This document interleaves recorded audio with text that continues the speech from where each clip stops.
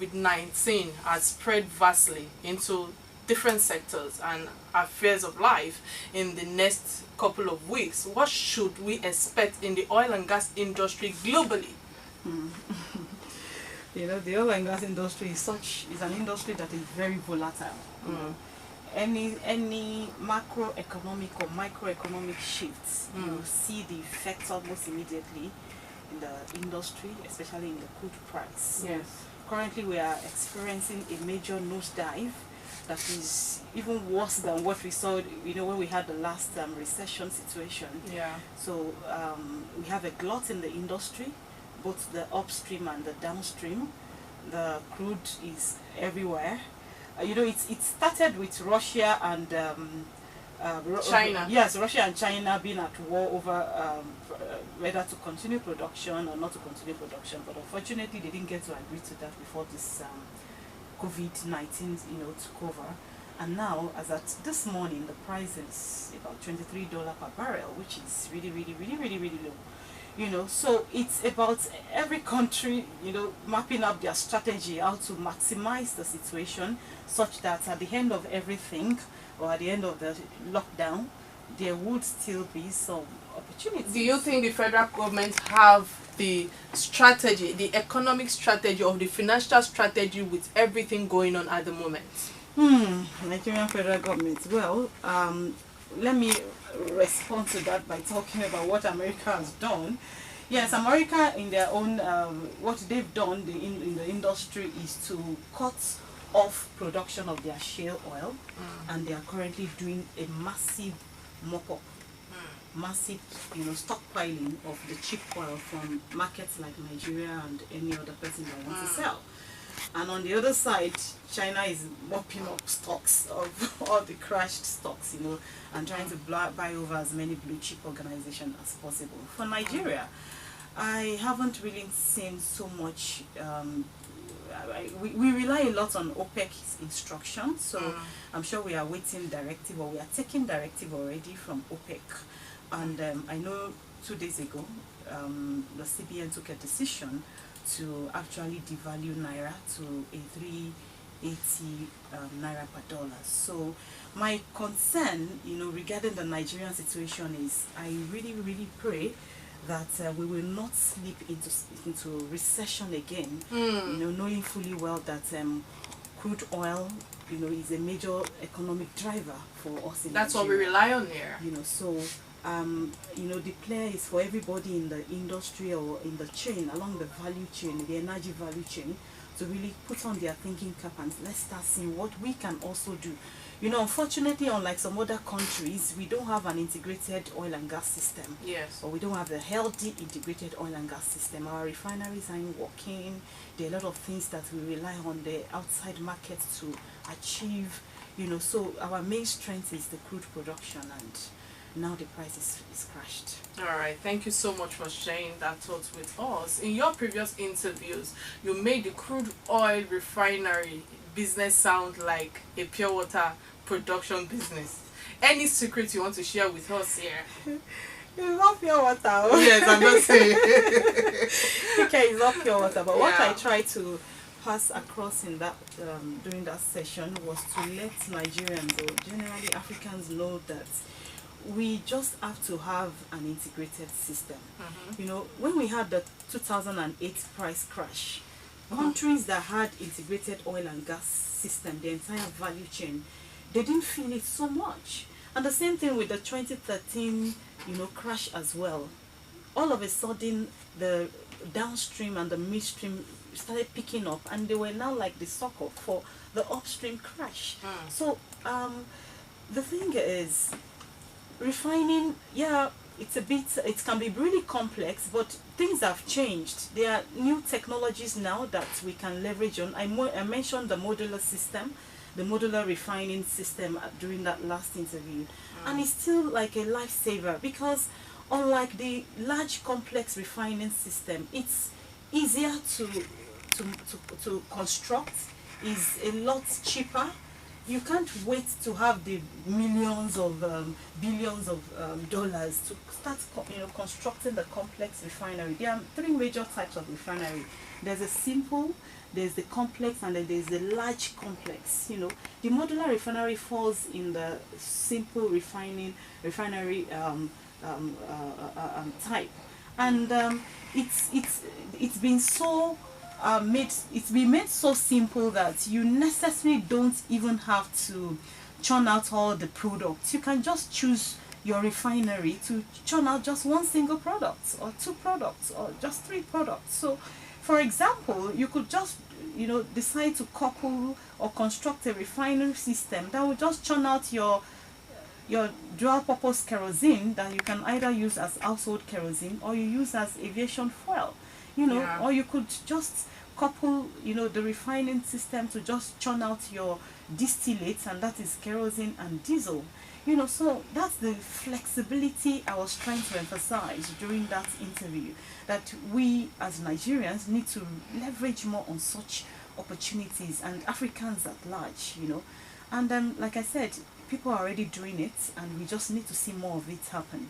And there are funds available. With a $250 million, you can actually have a simple modular refinery. Unlike if you have to do a major complex refinery that goes in, that costs about $5 billion, $10 billion, and majorly for the Nigerian situation. Sometimes when I read stories of us spending $11 billion on subsidy, it's kind of, I just can't, it just doesn't add up. Being a mathematician, I just keep calculating that why would we be wasting so much money when that money can actually be used to set up a refinery? I'm glad you mentioned what's it called, subsidy at the moment, because I understand that recently the federal government cut down 20 naira from petrol pricing, owing to crash in world oil price. What should Nigerians look out for? Is it the subsidy related, or is it going to be reviewed going forward? Oh, well, like I said earlier, the market, it's very volatile. The pricing is very volatile. When there's a macroeconomic situation anywhere in the world, it can affect the market's dynamics and realities. So I guess it's just the government, responding to the fact that there's a glut of products all over the place, even the refined products, because when crude is low, definitely PMS and AGU will and definitely be affected. Low as well. Yeah. So there's a glut, and it's just a reaction. And of course, we don't want a case where there will be unnecessary civil unrest over the fact that other nations that probably reduced or crashed their price of refined products, and we haven't done that. All right, thank you so much for sharing that thought as well with us. Just diving a little bit away from crude oil and the price and all of that, let's not lose concentration of what is affecting us globally, because I know that I've heard recently about people consuming sanitizers or Dettol or make handmade sanitizers with a mix of 90% alcohol in it. As a doctor, or a professional, let me not say a doctor, what do you have to say to this unhealthy rumors, and what's your advice for the public, knowing that at least 60% of alcohol is what WHO has advised that, or has recommended during the period of this crisis, that whenever we want to buy a sanitizer, we should look out for any sanitizer that has 60%. You know how Nigerians are. What do you have to say to that? Okay, well, what I would say is we should remember the past. Once bitten, twice shy. During the Ebola saga, a lot of people actually died before the Ebola came to them, or before they caught the Ebola, because there were all sorts of self-medication out there. People were injecting salt, breathing with salt. They became, they had hypertensive situation, and eventually they passed on. And currently, according to the news, we have people in the hospitals that, because they had an overdose of chloroquine, they are currently, admitted into the hospital. Into the hospital. So it's a clarion call, I think, for the media people to please out there pass across the positive message, and as much as possible shut down all those negative. I had to even do a shutdown this morning on some platforms, because people were spreading all sorts of go and drink bicarbonate. Mix lemon with bicarbonate and then drink it, and it will now turn to alkaline solution, all sorts and all kinds. All right, thank you so much. Hold your thoughts. We'll go on a quick break, and when we return, we'll continue from where you are. All right, thank you so much for joining us on Real Talk with Kike. We were talking earlier regarding sanitizer, Dettol, and the public abusing. And as at this morning, we have 46 new cases of corona patients. So the question now is, how can we help the public? What do you even think that the public needs to go on a shutdown, so that at least we can curb all the challenges that is ongoing at the moment, and see maybe that will even reduce the deaths and those people that are being affected? What's your opinion on that? Okay, yes, the shutdown or the lockdown is actually a step in the right direction, and I would like to commend the governor of Lagos State for taking that decision. It's very good. And however, like I was saying before we went on that short break, we need to be careful of the kind of information that goes out there, and how we also inject those information, because people just see all sorts and they want to try it. People don't want to die, but in the process of not wanting to die, let me give a typical example. Is the chloroquine injection, or chloroquine. People are overdose of chloroquine. Yeah. The overdose of chloroquine will actually give is so fatal that it can result in immediate cardiac arrest. So COVID-19 will take 14 days to mature and all that. Cardiac arrest is immediate. Exactly. So it's like you're trying to run away from death, and then you are meeting death faster than you expected. So people need to. My message, the message of my team to everybody is: be careful the kind of information you are injecting. Look at information from the World Health Organization, health practitioners as guidelines, consultants as guidelines. Don't just take everything hook, line, and sinker. Go and put onions by. Some people said put onion by your socks, it will take it away. Another said drink bicarbonate. Another one drink baking soda. Another one said drink all sorts and all kinds. Yeah, so I know there are a lot of measures out there, but people need to be careful. But being careful, it doesn't mean that you should be fearful. Yeah. It's important for us to try and take measures, especially what you just said, that we should listen to WHO at this time as guidelines. So we have a message from Ayobami Okola. He said, "Good evening, Real Talk with Kike. And regards to Mrs. Oladunni Owo, I would like to know how we can bring the multinational companies and other big industry together in the fight against coronavirus in Nigeria, financially and otherwise." Thank you so much, Ayobami. One day I'll reach out to you soon. He's one of our fans. I know quite a number of organizations, individually had started responding, corporate response to the situation. Well, in my industry, I've been watching out for my industry. I know Dangote Refinery, they had made some like 100 million naira donations, $100 million. I'm not sure of currency now. Donations to be able to fight. I think it's 100 million in dollars. 100 million in respect of the cement that will be given to Lagos State. I think that was what I read. I'm not sure. Okay, maybe that's a mix then. There's another one recently this afternoon from Famfa Oil, that is Mrs. Folonsho Alakija. Yeah. And she's also made some, our organization had made some donations to the importation or production of more kits. Personal protective kits, against the COVID-19. So I also know that quite a number of organizations are doing internal things, at least starting with their own staff, then taking it beyond their staff to their communities, and then from their communities to the general public. So, all right, thank you so much for that. So talking about staff and organization, as the first national president of WEOG, what are your main achievements, and what is the vision of your organization, of the organization? Okay, let me start with the vision of the organization. Yeah. Our vision is to be able to see diversity and inclusion happen in the energy, oil and gas industry that is traditionally highly male-dominated industry. Yes. And then we also want our female folks to know that, unlike before, where The industry it's driven by your theoretical knowledge and your six packs.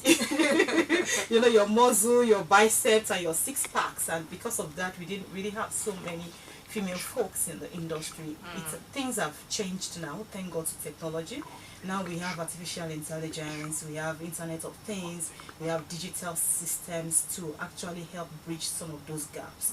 You can actually use your robotic system to do like a cleanup and all sorts. So we need more female in the industry, and part of, like I said, part of our vision is to be able to close that huge gap. The gap is huge. It's not only in Nigeria, it's actually across the world, but Nigerian zone is it's across the world.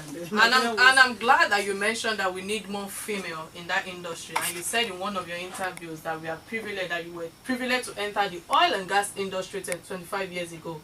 Are those privileges still there today? Does the playground seems fair for women, knowing that it's a male-dominated industry? Oh yeah, the opportunities are still there. Like I mentioned, I joined I started in the industry as an intern actually. I did my industrial attachments in the days where ASU strike used to rock Nigeria, like I mentioned. However, these days, well, the ASU strikes are reduced. There are a lot of private universities now, and I know most of the oil and gas company have GT, they call it graduate trainee programs, where they accommodate, you know, upcoming generation into the industry. They go through like a year training, 6-month training, 1 year training, 2 years training, depending on their structure. And then they use this period to kind of coach and mentor them into the industry at large.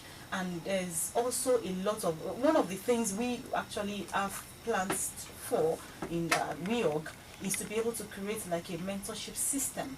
Because yes, I entered the industry, you know, a while ago, but there are a lot of things that I would have escaped, let me use that word, from if there were a proper mentorship system in place, you know. And quite a number of women I also talk to, you know, communicate that as well, you know. So we want to be able to have like a structured mentorship system where younger generation, even the ones that are already there, you know, let them be able to know what to do to actually shatter the glass ceiling, like they say these days. All right, because of time, we're running out of time. I think that I will just have to ask you one or two questions, just or one question, because they're already giving me a hand. But don't worry, we will bring you back when we've increased our time belt on Real Talk with Kike from the 3rd episode. We have just 3 more weeks, and I will have time to deal with Choma.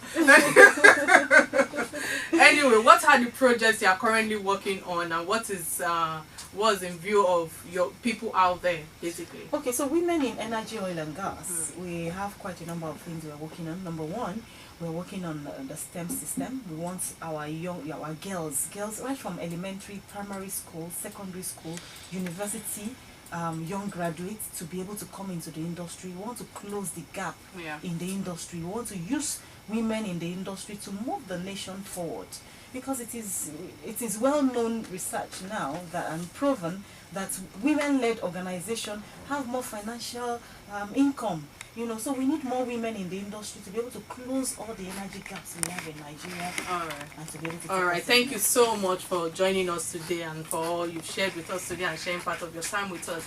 So it's unfortunate that we are running out. We've run out of time. So our closing remark, courtesy Omoluwa Abu personality from Gold Bay, is Iyani Wura. A mother is an inestimable treasure. Let's take our time as an Omoluabi, respected citizens, to appreciate every mother, aspiring and committed one. They are irreplaceable and they hold the key to the future to the young generation. Thank you so much again for joining us today, Ma. And I know that all the information that you've shared today has been very helpful. I will be back next week, same time, for another Real Talk. But until then, please remember, every Nigerian should be responsible for their health, and not only the government. It's more important for us as individuals to take care of our hygiene. I understand that navigating during these uncertainties caused by this outbreak is no joke, but please be responsible, and bye for now with all the guns that Choma is pointing at. Bye for now.